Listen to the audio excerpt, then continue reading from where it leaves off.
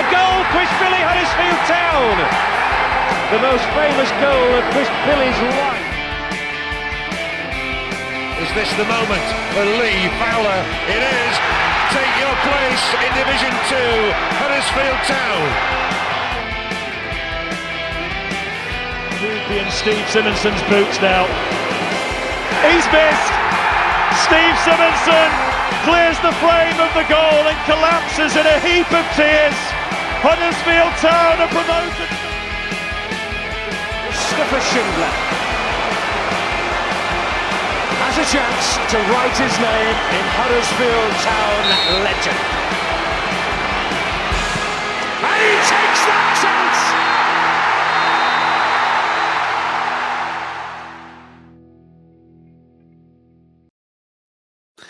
Hello and welcome to the Andy Takes That Chance preview show, The Drive-In.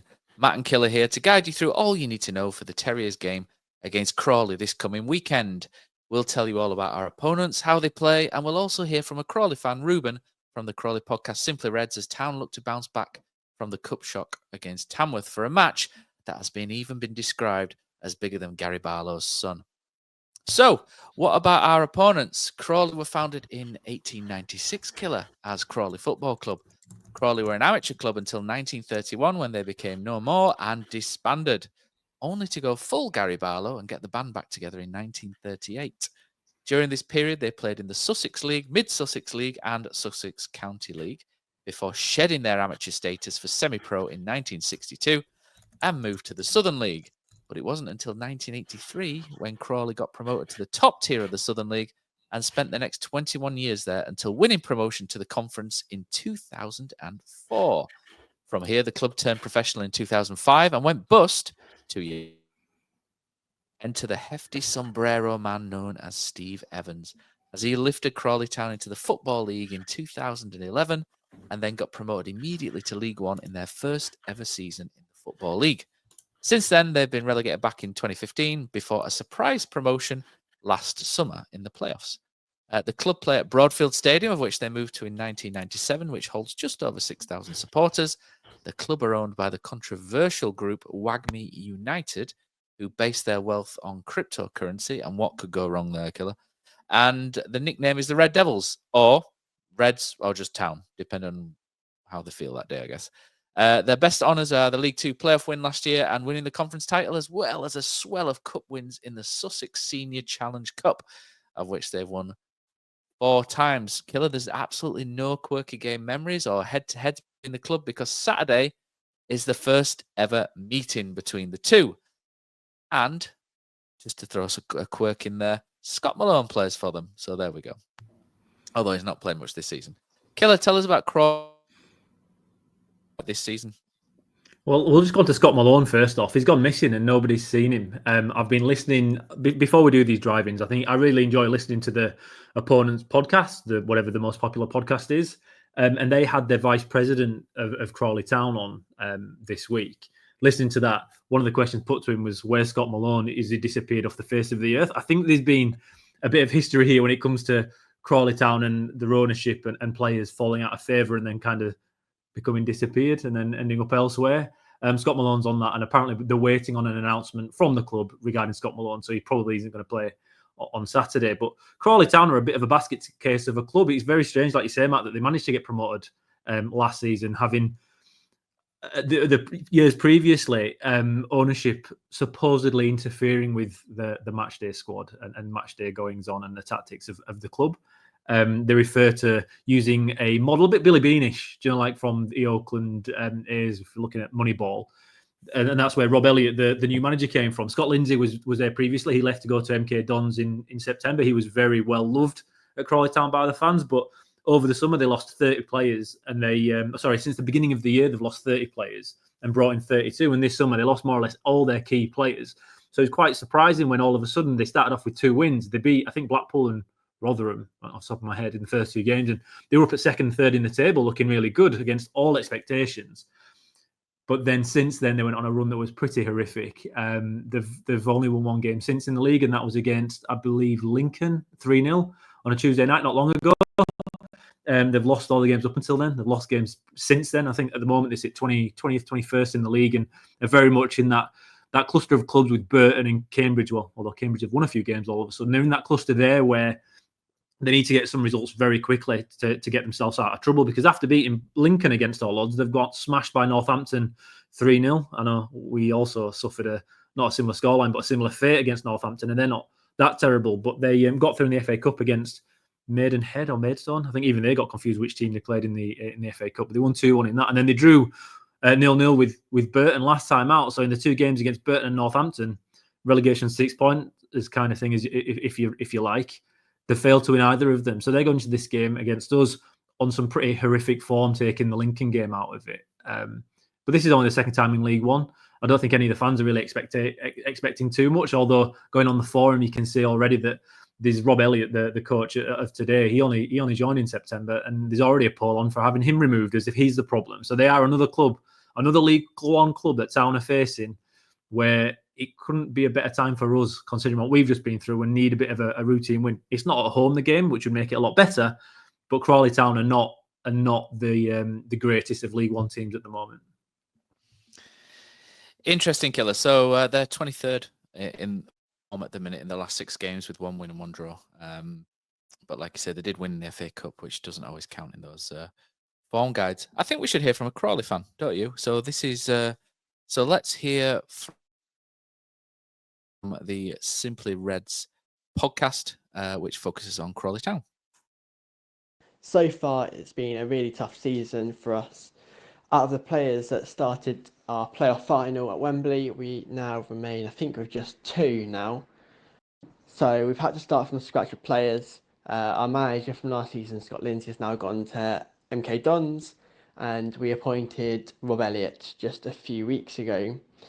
I mean, for us, we were favourites to be relegated, and so for a lot of fans, it's just our aim for the season is just to almost enjoy ourselves, and every point we get is a point more than we were expecting. I mean, we're through to the FA Cup second round. We struggled last week against Burton on Tuesday, so hopefully we can kind of bounce back from that and start scoring. All we're missing is for it just to click. When it clicks, I think we can be a really good team. I think our position at the moment is probably a little bit false. And yeah, we just hope that as soon as it clicks, we can start looking up the table rather than looking at the teams around us. On to Saturday and our game against you guys. It's going to be a tough match. I think this is the first time we've ever played you guys. I'm sure when you got relegated from the Championship, you weren't necessarily expecting to have to come to a team like Crawley Town. I know it's not on everyone's bucket list to go to the Broadfield Stadium, and there's definitely a lot nicer stadiums and teams you could be visiting. We've been hit with quite a few injuries, and a couple of players we've lost due to behind the scenes related stuff, and they're also quite key players as well. For example, Josh Flint, he's been solid at the back, and we've now lost him due to injury. We've also had a few suspensions as well, so it'll be interesting to see how he pan out, because also we only have a emergency loan goalkeeper due to injuries. So Saturday should be interesting. I think I'll take a draw at this point. However, of course, we'll be looking for that win, and hopefully that will kickstart our season. For away fans, there is a pub at the ground called Red's Bar, and you're more than welcome to come in, have a few drinks. I believe that this weekend might be the start of us doing some automated beer stuff like you see on social media. So that will also hopefully speed up the process. We've got quite a nice little fans bar, fan zone area near the ground that you also will be very welcome in. For parking, there's the K2, which is just down the road from the Broadfield Stadium. There's plenty of parking there, and if that doesn't work, there's some industrial places slightly further down that road, which you can also park for free. It's probably one of the few stadiums here in League One where you can park for free. So that's it. Enjoy the game. Hopefully you don't go back to Huddersfield with 3 points. But yeah, you'll be more than welcome at the Broadfield Stadium. And if you do bump into me or any other Crawley fans, do say hi. We're a friendly bunch on the whole. And we will be looking forward to watching some football on Saturday. I mean, Reuben said the magic word there towards the end, didn't he? And it's not about, I think the thing that stands out mainly for Huddersfield Town fans and Yorkshire people in general, not anything to do with the game itself, but the parking is free. I mean, that sticks out a mile, doesn't it, Killer? And to me, that made my eyebrows did a dance at that. So I'm thinking I should maybe be going. So I quite like that from Reuben. He's quite they're in the bottom 4, but quite positive still about things and hoping they're going to click. So it was a nice little section that from Reuben. So thank you very much to Reuben from SimplyRedz, and a little bit there as well about where you can go for a pre-match beer as well towards their fan zone. Thank you very much for that. So, Killer, moving on very swiftly. I think we all know what time it is now, don't we? And guess what I've got? New jingle. Look at that. Oh, that's what we've been after that for weeks, Matt. I tell you what, though, it has been worth the wait. So thank you for your effort and your impetus there. That's a wonderful jingle, and it gives the tactics board the speciality it deserves. Should we do it again?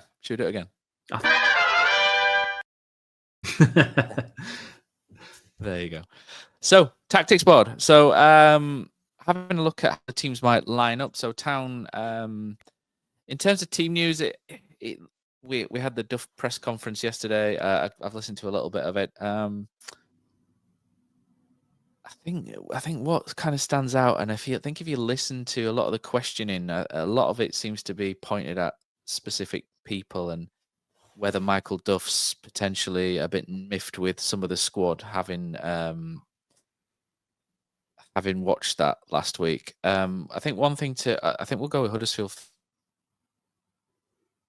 Noticed last week was against Tamworth. It went back to the one holding midfielder and the 2 attacking 8s, and it didn't work again. What a surprise! Stop it, Mr. Duff. Stop it.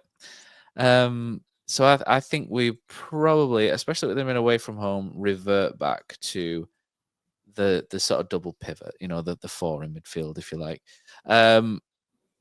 Any pickers for Chris Maxwell after that goal last week? I don't think that's going to happen, is it? Jacob Chapman will be back in goal, I would imagine. I don't think Lee Nichols is too far away now either. So extra gains for Jacob Chapman to forward for a permanent role. The back 3 is interesting, Killer, for me. Mikael Helik's back in training, which is great news. He's obviously not going to be fit to play, I would imagine, straight off the bat. I'd be very surprised if he comes back into the side. I think it's difficult to change that back 3 at this stage. I imagine Nigel Lonvike will be quite key to a lot of things at left centre-back. Still prefer Matty Pearson in that middle role, but it's not going to happen with the current personnel. Or is it? Is Matty Pearson going to play in the middle and Brodie Spencer plays at right centre-back? Or does Brodie Spencer play right wing back instead of Ollie Turton? I think these are the sort of questions at the minute. I think he might go Tom Lees in the middle, Matty Pearson right again, and then play Brodie at right wing back. Ollie Turton didn't particularly play great against Tamworth. I mean, he didn't do anything particularly wrong either. He just, as an attacking force against a team that you expect to be able to create more chances against, I don't think Ollie Turton is the choice that you want. Although, having said that, Brodie Spencer is not exactly Lee Peltier. I don't know why Lee Peltier came to me. I needed a more creative right wing back. But yeah, so I imagine Brodie might get the nod at right wing back, which means, and if he doesn't, he'll probably play right centre back. So I think Brodie Spencer is going to start this game. It's just a case of where he fits. And it's whether he goes with Ollie Turton at right wing back or Tom Lees in the centre of the 3. Yeah. Because I have noticed that back 3 slipping a little bit again and going deeper, which might mean that he might want to freshen that up by putting Brodie in there because of the recovery pace, which means they can be a bit safer with that high line. So there's a potential, but then there's the right wing back issue, isn't there? Who plays right wing back if that's the case? Left wing back, without being too unkind, Jaheim Headley failed his audition really last week, doesn't he? So if Mikael Miller's fit, Mikael Miller plays at left wing back. Midfield, Herbie Kane seemed to be rested a little bit against Tamworth. I don't think there's anything there which is of concern. I think it was just a plastic pitch. Herbie Kane's been injured recently, and maybe just didn't want to have him out there on a pitch known for being a bit more difficult to deserve a chance. So, but I think Herbie Kane and David Kasumu is the duo that will go. And then ahead of them, with Anthony Evans being injured, it would be Ben Wiles, wouldn't it, who would play at 10. And I mean, Ben Wiles has had a bit of a stinker against Tamworth as well, but I think he's got enough credit in the bank to keep his position anyway at this stage. So I would imagine it is as we expect. And then the two strikers, and Michael Duff made some interesting comments, Killer, in the preview or in the press conference, that no strikers actually grabbed the shirt. So to me, that indicates that, the week by week, it could be an alternating front line. But I think if anyone's done anything to grab the shirt, it's Callum Marshall, who will probably start. And then it's a case of who starts with him. Danny Ward's had sickness this week, so I don't start with Danny Ward. Bojan was pretty poor, wasn't he, against Tamworth, and he got manhandled as well. I don't think their back three is the most physical. Looking at them, I might be wrong. They might turn into three Hulks on Saturday, but I think he might go with. It depends the fitness of Josh Koroma, doesn't he? But I think he might start Bojan, and then we might see Josh Koroma off the bench. But Reece Healy's fit as well, so maybe Reece Healy comes in at this point as well. He's been training. He was rested last week because I think, just judging from what Michael Duff was saying in the presser, that there may be a little bit on that surface last week, which so maybe he comes back in and starts this week. So it's interesting, Killer. What would you make any changes this week? What would you go with for Huddersfield Town? Quickly with the front line, I think Ladapo might be with a shout as well, Matt. I thought when he came on against Tamworth, he were actually better at strikers that we had, and if he is fit, Koroma should be in there with Marshall for me every day of the week. I don't think Bojan should get the start at all. I don't think he will. I think Duff. I watched the game at home, the Tamworth game, and obviously I wasn't on the main podcast this week, but you could visibly see Duff was pissed with quite a lot of players, and I think he was annoyed with both strikers, Bojan and Ward. So I'd be very surprised if either of those, to be honest, started on Saturday. And I think you can go back to the back line and talk about this as well, Matt, in that the frustration to me from Duff on Friday, a lot of it was down to how the centre-backs weren't just defending deep, and they were, Matt, you're right, but also the way they took the ball forward. It was one-dimensional and silly and pedestrian. There was no tempo. You're playing against a semi-professional team. You've got to lift the tempo, and they didn't do it. And he was getting frustrated every time we tried to play out from the back. I'd be quite surprised, I think, if it is Lees and Pearson starting centre-back and right centre-back. I think Spencer's going to come in at that right centre-back, and it'll probably be Pearson playing as centre-back. The only caveat to that is, I will say, Crawley have conceded 25 goals, and 11 of them have been from corners. Lees he hasn't scored from a corner just yet, I don't think, this season, but he's been very close a few times, and Pearson's good. So aerially, at set pieces, it's really important for us to be able to target that, because that is where Crawley's weakest at, and we are normally, apart from the Tamworth game, where all of a sudden... our delivery was really bad. Honestly, I need to get out of my system here now, because the corners against Tamworth annoyed me more than anything else this season. Tamworth took corners. We looked like it was the end of the world. We took a corner, and Singh, who had been at work until 4 o'clock, ran out and caught it, and nobody around him. Nobody made it difficult for him. We can't be doing that on Saturday, and I think Town will be targeting that, because they'll have been working on that in training. 1,000% they'll have been working on that. For me, the midfield was awful as well against Tamworth. Matt Kasumu all of a sudden looked like the worst player on the field. He looked absolutely lost in there because he was on his own. And that's a problem we had at the beginning of the season with that holding midfielder. Hogg had to do it a little bit. All of a sudden, when you swap back to your two attacking midfielders and one in that holding central midfield role, we look lost again in midfield, and that has to be reverted. I thought Kane looked good, and for me, I'd have Kasumu and Kane in the holding roles, like you said, and Wiles up top. But I think just Ladapo might be given a bit of a shout here. Crawley answers. bit of sniffing Probably. time. I just don't know where Healy is. Healy's here for a second and then gone for a second. I'm not entirely sure where he is. And I thought Ladapo when he came on, I'm a big believer in you earn your spot. And Ladapo when he came on did look a bit of a presence again, against plumbers and builders and whatnot. I'll be honest. He had that one chance, didn't he? Which was just, I don't know what he was trying to do. That left foot, he should have scored, I thought, and he absolutely bludgeoned it. But we've brought him in, and nobody else has taken the shirt. And if Karoma's not fit, Marshall has to be one of them for me, absolutely. But that second spot, it shouldn't be Bojan Radulovic after last week. I was thinking Healy, but again, you're worried about how fit Healy is, aren't you? Well, exactly, because they said isn't the issue with Healy that he's got a nerve issue in his knee following the surgery or following some sort of surgery from prior, and they're not entirely sure what the problem is. That was spoken about before, so who knows where Healy is? I think he's going to be a game-to-game situation, a bit like Danny Ward. There's a bit of a pattern there, isn't there, Matt, with us signing older strikers that are here for a week and gone for a week. But it really is lucky dip, I think, for that second striker role next to Marshall. Yeah. Anyway, Callum Marshall's locked in with me and you, isn't he? Crawley. So how do we expect Crawley? So Crawley seemed to play a 3-4-3 for me, Killer.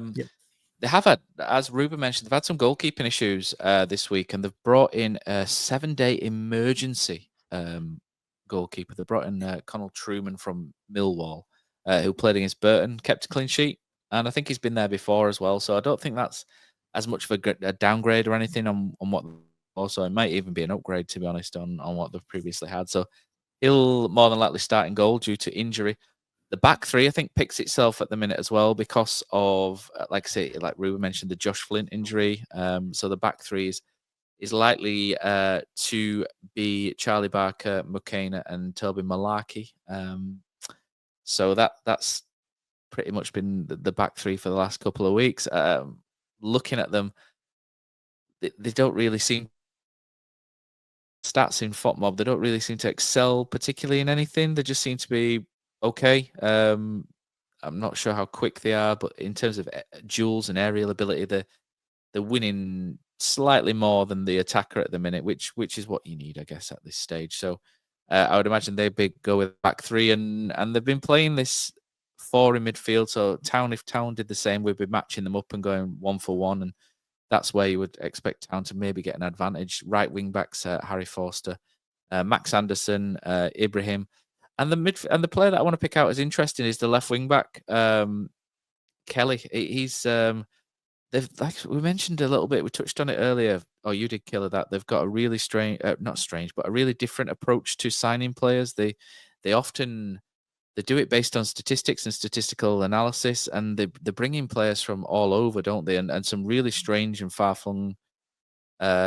places, and often they'll be who've not really particularly shone in non-league because their numbers tell a different story to what the eyes do, and they've done really well from it, to be fair to them. And that left wing back, they brought in a guy from Memphis FC, a left wing back, Kelly, who's done really well. He's got a couple of goals and assists together this season, so he seems to be one of the standouts that they've got, which is really interesting. Young Swan up front as well. He's not got a lot of goals this season, but everything seems to sort of focus around him as the pivot up there.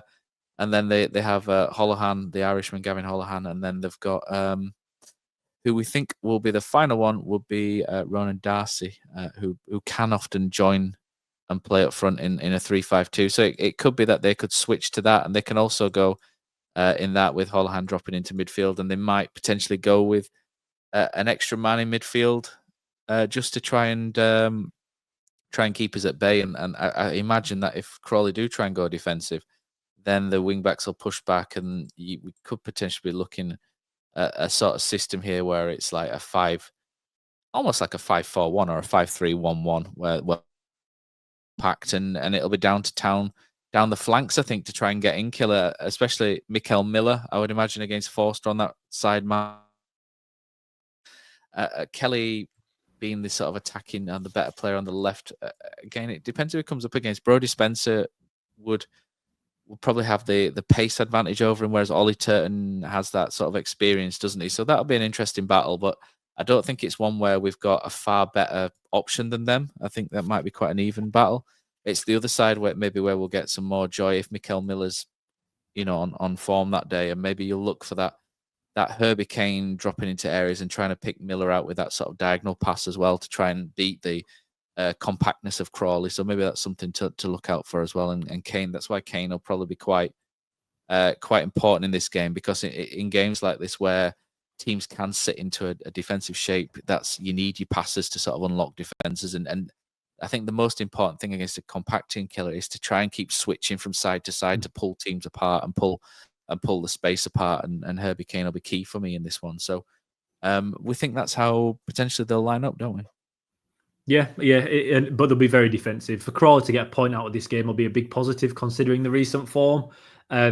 They really struggle on the counter-attack as well. It is, honestly, going through the forums and listening to Reuben's podcast, that's what I actually went through on the last episode was against after the actual Northampton game, not the most recent one against Burton. But the same problems faced with us at the beginning of the season with a back three, in that the balls over the wing-backs' heads just kill you on a counter-attack, and that's where they're pretty weak. So I think they'll sit further deep. And for us, it's a great shout, Matt, in that this is going to be what we should have done against Tamworth, I think. This is, okay, they're a lot better than Tamworth, but they're going to play in a defensive way that we're going to have to try and break them down, and we're going to have to bring intensity and tempo. And like you say, Matt, switching, making it awkward for them, trying to stop them being able to set. What we kept doing against Tamworth is playing so slow that Tamworth just set up. They just got set back in defence, and we couldn't break them down. Any semi-professional team or professional team can do that.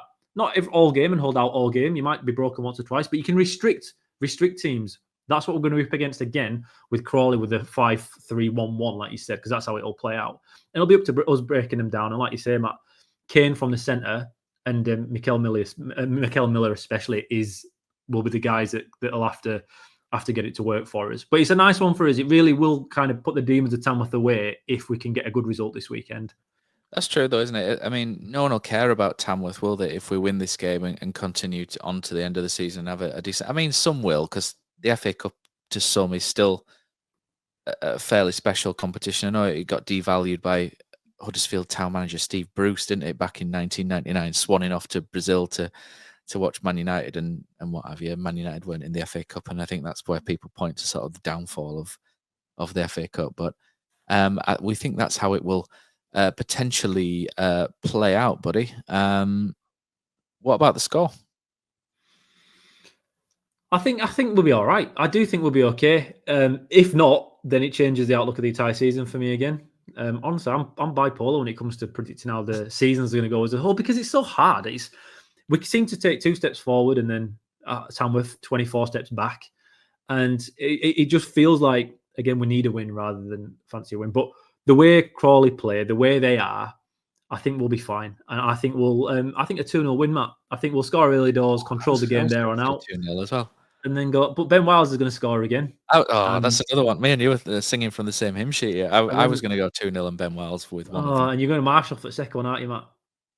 No, I haven't actually thought. I think Karoma may be off the bench just to stick a dagger in Poz's heart, because Poz doesn't think Karoma can score goals, does he? So I think we'll go Karoma off the bench, or Karoma or Healy, someone off the bench to come and score, and then everyone think that's going to be the solution to all our striking problems next week, and then our striking problems begin again when it doesn't quite go as well as. But I do think we'll win 2-0. That's not to disrespect Crawley. I think they're dangerous. I think they've got quite a unique way of doing things. I just don't think they're quite as good now. They've changed manager. I think Scott Lindsay was doing a great job there, and the football he had them playing was outstanding, wasn't it? They played some really great football as well.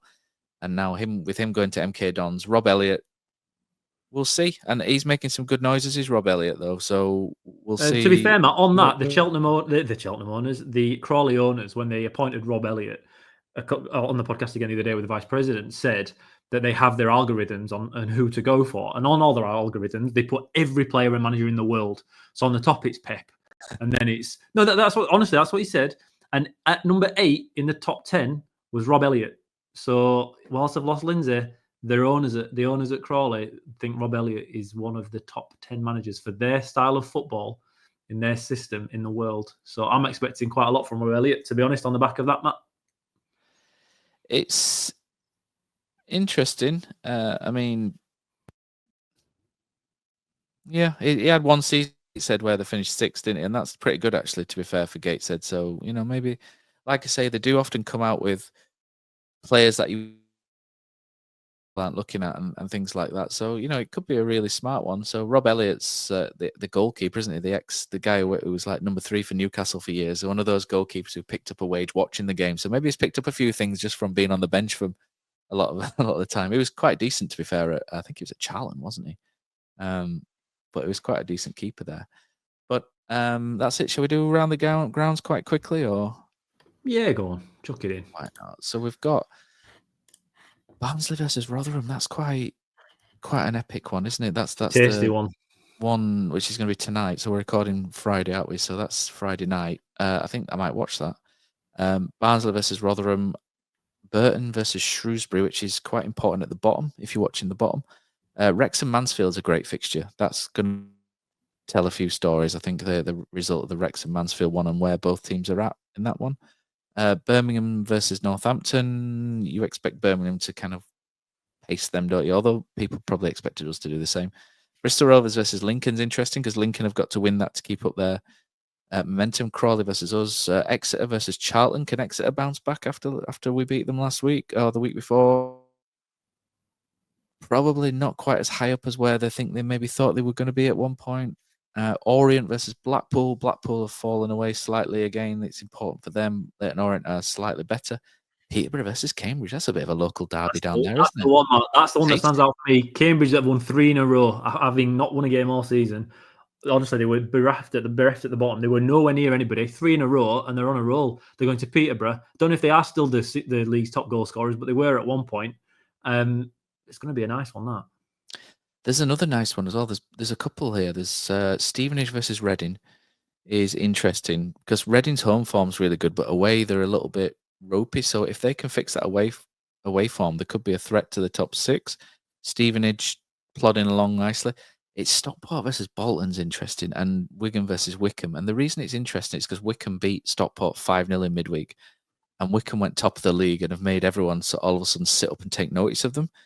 And it's at this point when people are all of a sudden going, "Oh right, Wickham are serious." Then people start working a bit harder against them, a bit more analysis on them. And we've said, I think I've said for a couple of weeks on here, Wickham are actually quite decent when you look at them. They've got a couple of players there. Richard Kone up front. Daniel Udo is the other one, and they've got Aaron Morley in midfield, who was a player I really liked at Bolton.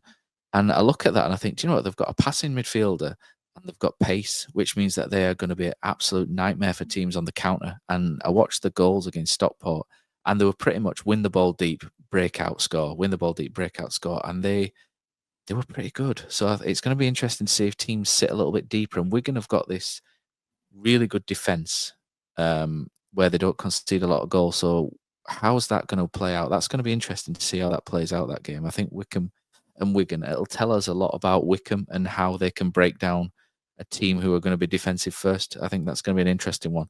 And so is Stockport and Bolton, because Stockport need to bounce back. Are Stockport the playoff contenders we thought they'd be? And Bolton are now in the top 6. So are they? I think people have kind of taken their eye off Bolton as well. And Bolton are also now in the top 6, and the focus will be back on them. It's like the eye of Sauron, isn't it? Just drifting around and like look at different teams.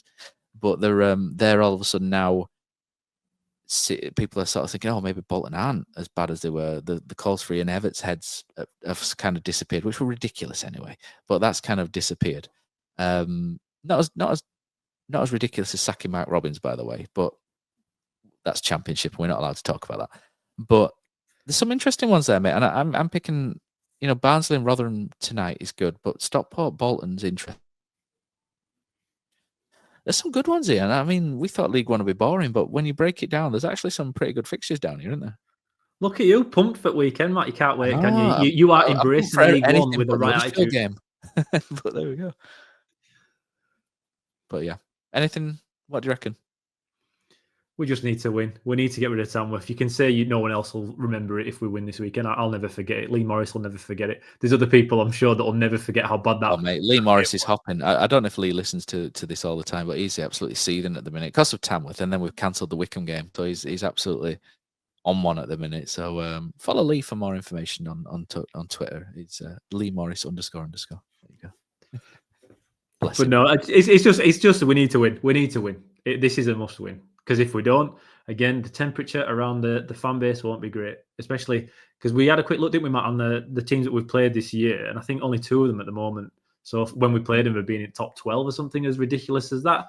Regardless of now Bolton being top 6, when we play them, we did play them, they were struggling. Yeah, we haven't played many teams, but I think it's just Birmingham and Wrexham who were challenging at the top when we've played them at this point of the season. I think what's quite interesting is a lot of our away games are against the teams that you expect to be at the top end first, and then our home games come second part of the season. So that could bode well later down the road, but it might not. It depends, doesn't it? Or pressure does funny things, but that could potentially bode well later on. But hopefully it all bodes well for Saturday, Killer. We're hoping for a 2-0 win, both of us. We've both got Ben Wiles in our coupon buster. Neither of us bet, but if we did, it'd be on there.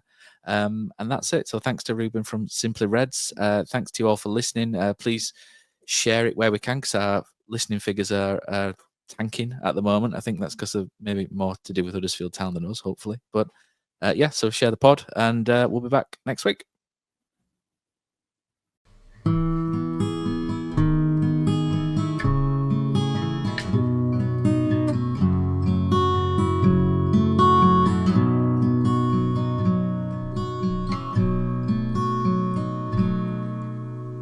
There's a team that is dear to its followers.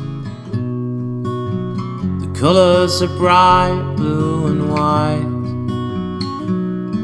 They're a team of renown, and they're the pride of the town, and the game of football is their delight. And all the while upon the field of play, thousands loudly cheer them on the way. Often you can hear them say, who can beat the town today? And then the bells will ring so merrily, and every goal shall be a memory. So town, play up and bring that cup back to Huddersfield.